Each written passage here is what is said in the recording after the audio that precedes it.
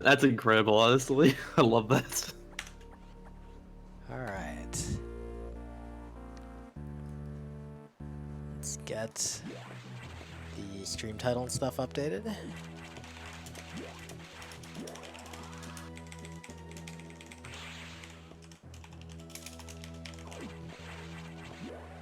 MR_Shasta.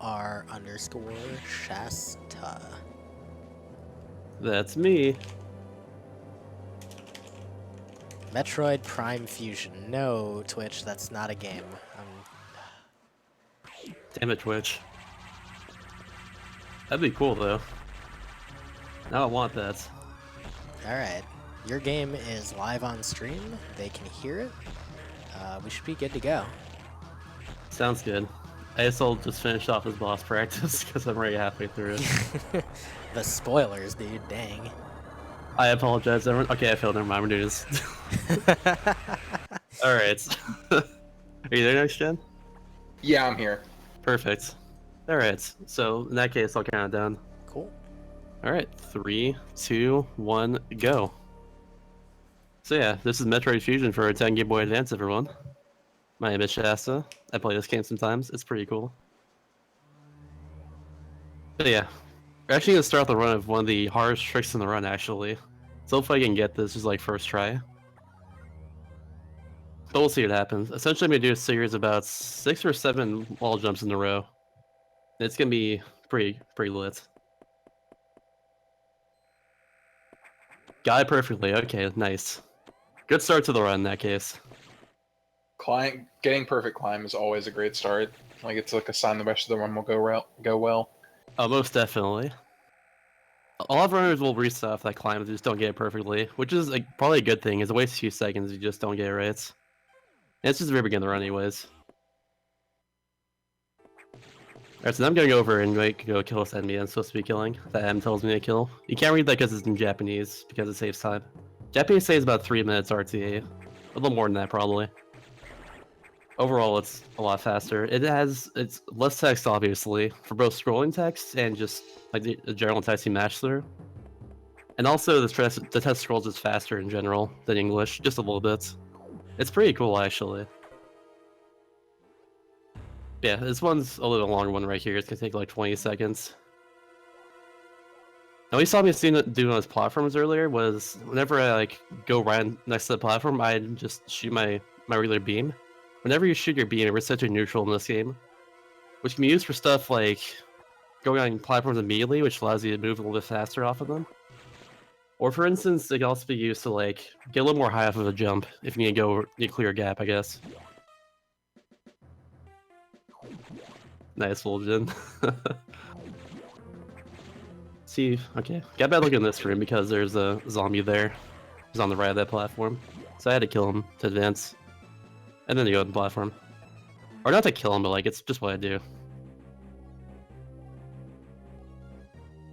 So the whole point of this area is I'm going straight towards this day room, which will give me missiles.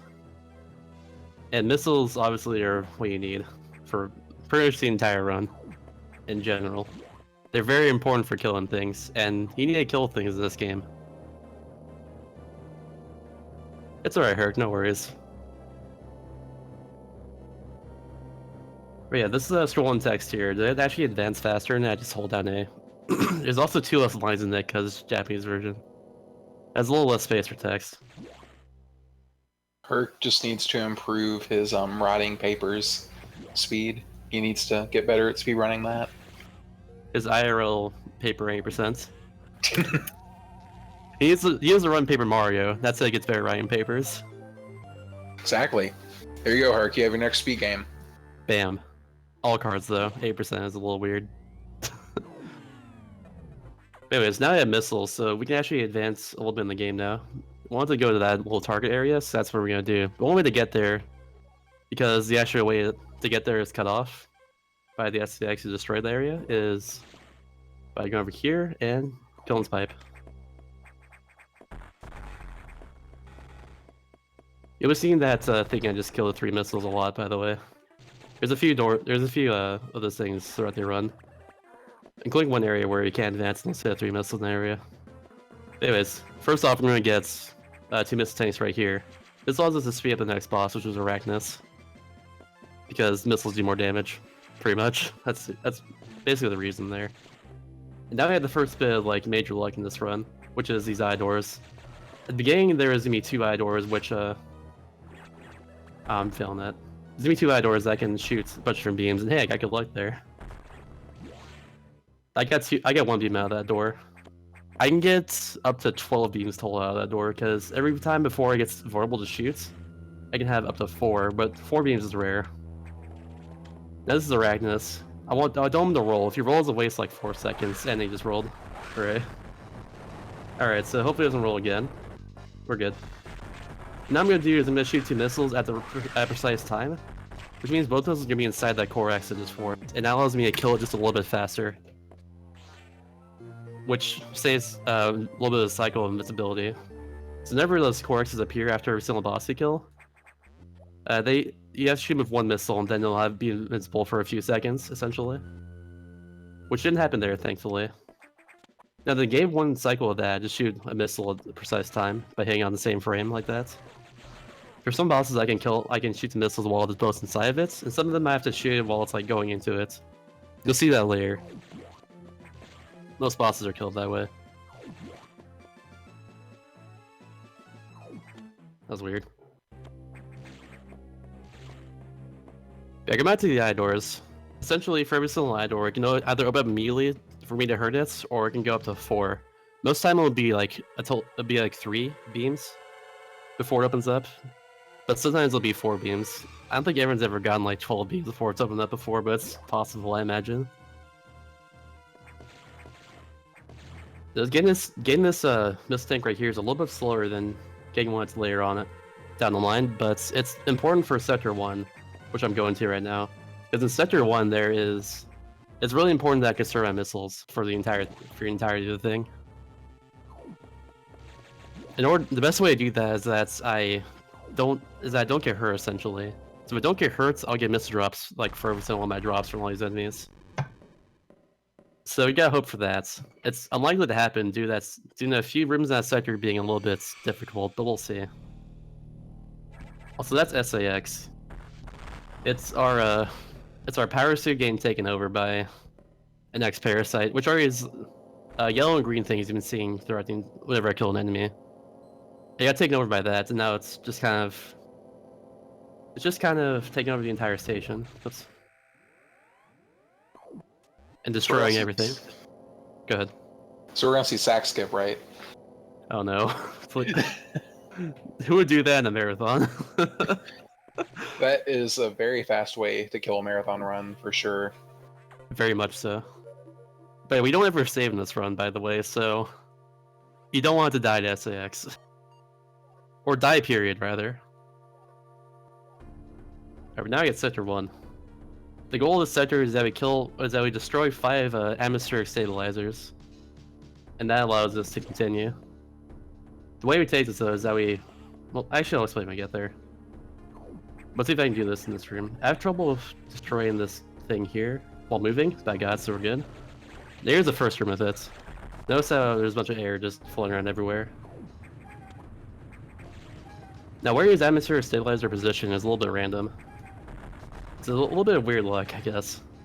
But like, it can be positioned like in a spot where you actually can't like hurt it just from head on. Sometimes it'll just ting just aside of it. But as you see so far, we're using a lot of missiles in this sector. The atmospheric stabilizers take 3 missiles to kill. And there's also a bunch of enemies here which get killed by missiles faster. Such as these space pirates. In this room right here, these space pirates can be like either on the wall, to the right or to the left. I got good luck there, only having to shoot 3 missiles on them because they're all on the left for the most part. But yeah, sometimes it can be up to 5 in that wall. It's really, really dumb.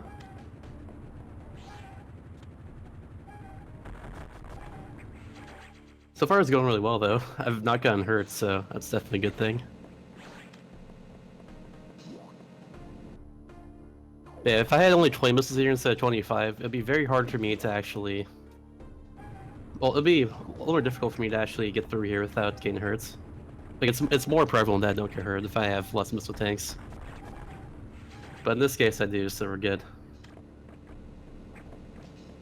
Yeah, I mean, with this RNG you've had so far, you could have skipped that missile tank. But then again, if you'd skipped the missile tank, you would have like had completely different RNG because you would have done a completely different frame for everything. Definitely. So it's easy to say, well, you could have skipped it, but in reality, you might have just had like worse RNG with the pirates in the wall, or just with drops, and you could have ended up needing not. You could have ended up in a position where grabbing the main deck missile would have been better. So you just can't really know till you've gone through the sector. Speaking of RNG, we have the second eye door in the run. Thankfully, after this eye door, we don't have to deal with like 3 cycles of this. We have to deal with 1 cycle of eye door luck, because we have the charge beam after this eye door here. And charge beam will one-shot kill these eye doors. Also, that's 4 beams on that. Now we have the first instance of a beam core X. A beam core X is like the regular core X that we saw after killing Arachnus, but it's a little hard to actually do stuff like double misses on it, because the hitbox for it's a little bit off. I think that was a double there, actually. It was not. Okay. And every time I kill Corax, by the way, I want to kill it right in the center of the room where the power will go to after it's dead.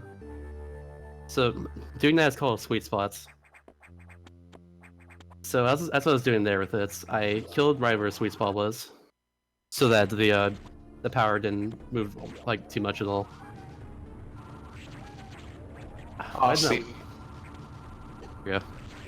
I was gonna say that Idol RNG earlier was to terrify me because you had mentioned earlier something about the never seeing 12 beams, and I'm like, oh, that Idol is trying to prove you wrong.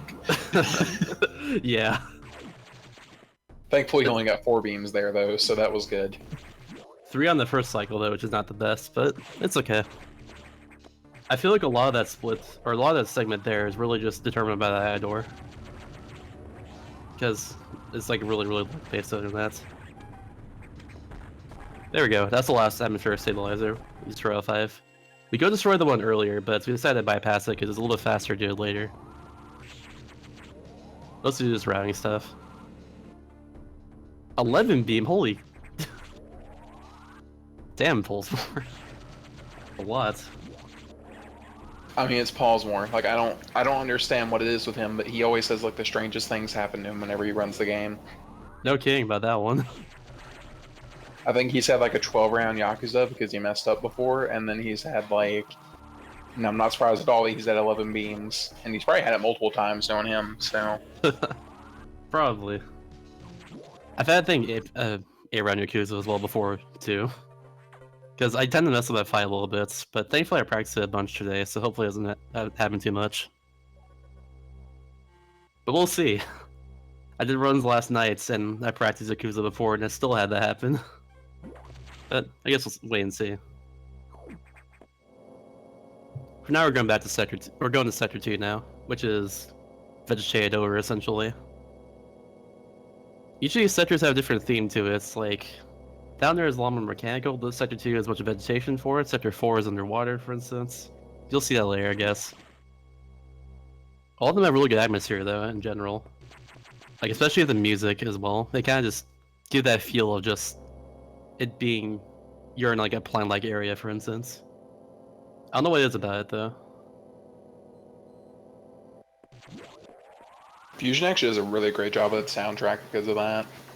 Definitely. There's no like really outstanding soundtracks or anything like that to the game, but like what it has is very atmospheric and fits very well with like what the areas are in general for it. Which, I mean, honestly, the whole Metroid series as a whole is like really good at that. Just having great music that's very atmospheric. Most definitely. Just like in Prime, for instance. Metroid Prime does like a great job of that too, honestly. Phendrana Drifts. That's like amazing. It's my favorite one, honestly. The piano there is just so good. Anyways, now we're in Sector 2, and there's gonna be a bunch of these red enemies around here called they're called Zoros. Whenever I hit them, they do 45 damage to me, and for me it's 5 hits, so I can't hit them like 5 times. Thankfully, they get killed by a very precisely placed charge shot if I do it well.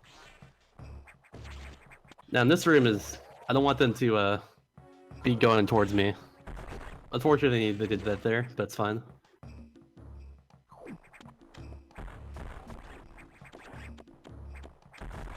I'll be going back to the room again, though, so we'll see what happens with that one. Hoping it'll be okay, though.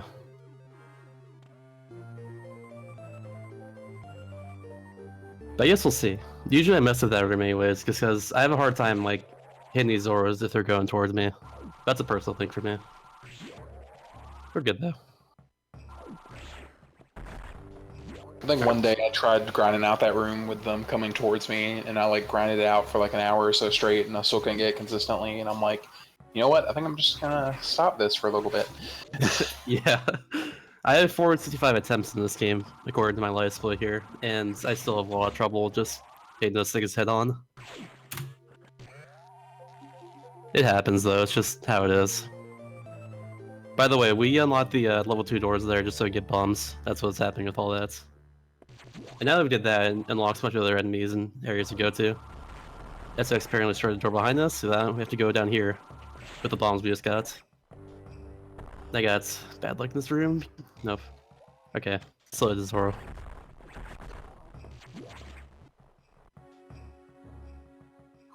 Here's a section that really demonstrates what bombs are all about. Where the bomb is like literally everything. Honestly, the entirety of Fusion, whenever you get an upgrade, they will make sure that you will immediately learn how to use it. Very much so. It's always like immediately after you get one, there's just an area where you have to use it just a ton. Which makes sense, but you know. It's just how it is. Thanks, Noel. Okay, good. These little pancake enemies are a little bit tricky to get around sometimes. They get killed easily with my upgrade beam, but still. And this. And this next room, I'm gonna hold a charge shot, and then immediately as soon as I go to Morph Ball here, it'll actually let go of the charge shot automatically. That's how that works. So we've seen me do that a few times throughout the entire run, is whenever I go into like a Morph Ball, I'll shoot a charge shot that I already have like charged. It'll do some damage. Now here's first instance of me using a charge beam on this eye door. I have to get right inside of him and then shoot a charge beam for do full damage. And now we have Zazabi. Zazabi is another big luck based boss in this game. What was that? But yeah, this first phase he can do up to 3 jumps before he opens up, and he is currently doing that. Hooray for bad luck. The second phase is doing between 1 jump and 4 jumps before he opens up. So let's hope for good luck here. Alright, that was another 3 jumps. And the last phase can do 2 jumps, between 2 jumps and 5 jumps before it opens up. Can I get 3-3-3? Nope. 3-3-4, that's 10 jumps, really bad. That's really bad, unfortunately. Now his last phase is gonna open up immediately. He has a smaller hole to shoot through. And I tried to get Double Missile there, but I mistimed it a bit. Thankfully, Double Missile like that really easy. That's what I was talking about earlier with the other type of Double Missiles. Was that I can just shoot from the side as it's going into me. Now, if ever still missile upgrade again in this game, the missiles become hard to actually Double Missile with because they come out slower, then gradually go faster. So those regular missiles I have right now are really easy to Double Missile with. And what we just got there was high jump. I also got what's it called? Jump ball, which is basically I can now jump my Morph Ball. And high jump allows me to jump higher, obviously. Here's SAX. I will not go for SAX, Kip. Dude, so will say about 10 seconds if I get it, but it's extremely risky and I'll most likely die if I do that. Especially since I've never done it before, or even practiced it or anything.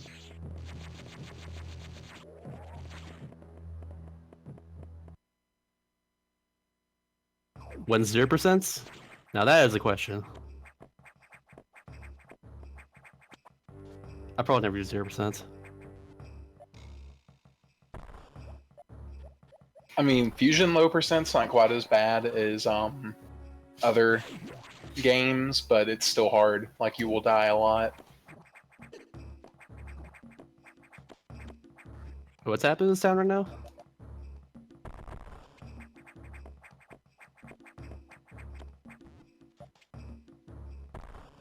Can no one just like understand what I'm saying now at this point? I'm confused. I can hear you fine, but I'm on Discord, so I don't know. Maybe something, I don't...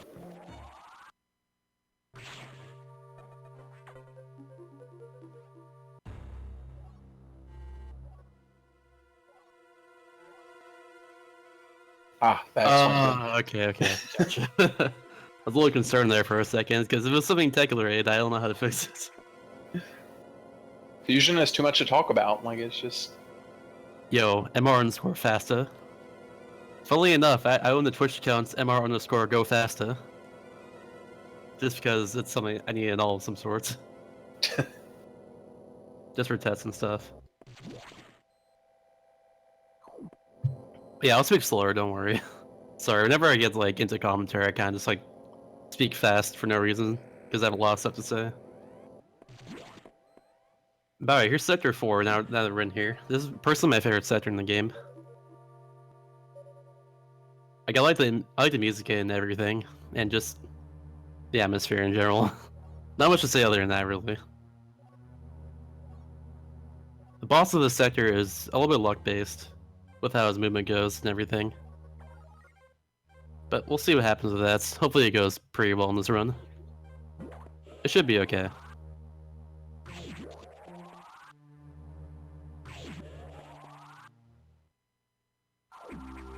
At the beginning here, I'm going to hold charge shots. Then I'm going to do something on these next few platforms called an R shots. Essentially allows me to not receive a neutral while I'm holding our charge shots, or while I'm shooting a shot in general. That's what I did there. I got 1 to 2 there, but it's fine.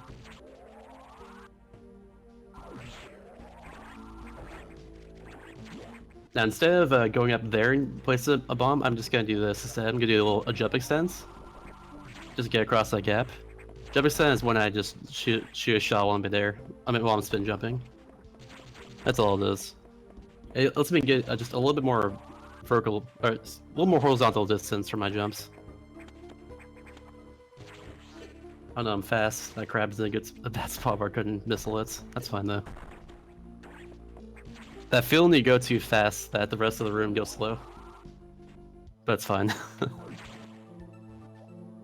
Yeah, it's especially bad about that in Sector 6 whenever we get there. Like, that's probably the worst sector with regards to enemy patterns that mess you up, mostly because of the puffers. Definitely. We just passed by the dead body of Ceres, by the way. Can I please wall jump? There we go. But yeah, Ceres technically is dead, but Spy got revived by X-Parasites. So now we're gonna go fight him inside his door. Now we're past the eye door. Now for the first part of this fight, I'm gonna go to the very edge of this little ladder on the very top, and then shoot my charging inside of him. Jason go into this little panic phase, where I start going really fast. Now I'm hoping for some good luck here, and that he comes like really close to me so I can kill him. Like that. That was good luck. Then I'm gonna shoot 2 missiles inside of him and do double missile. Fail it though, that's fine. Crap. Can't get the fastest course here. A bit. I am just not good at this video game right now. This is really bad. I fell into the wire. Nice. Alright, good stuff. Oh well. I was trying to go for doubles there, but then I just did that right there. Stairs is a little bit difficult, and if you fall into the wire, it just wastes a lot of time. But oh well. But now we have Speed Booster, which, in my opinion, this is where the run really gets a lot more interesting. Because Speed Booster has a lot of cool tricks to it and everything. And you go fast. And you gotta go fast. This is a speed run after all. I didn't mention earlier, but if you spin jump while you have a charging mount, then you have something called a pseudo screw attack, which allows you to just kill an enemy like that. The enemy ball just being inside of it, essentially.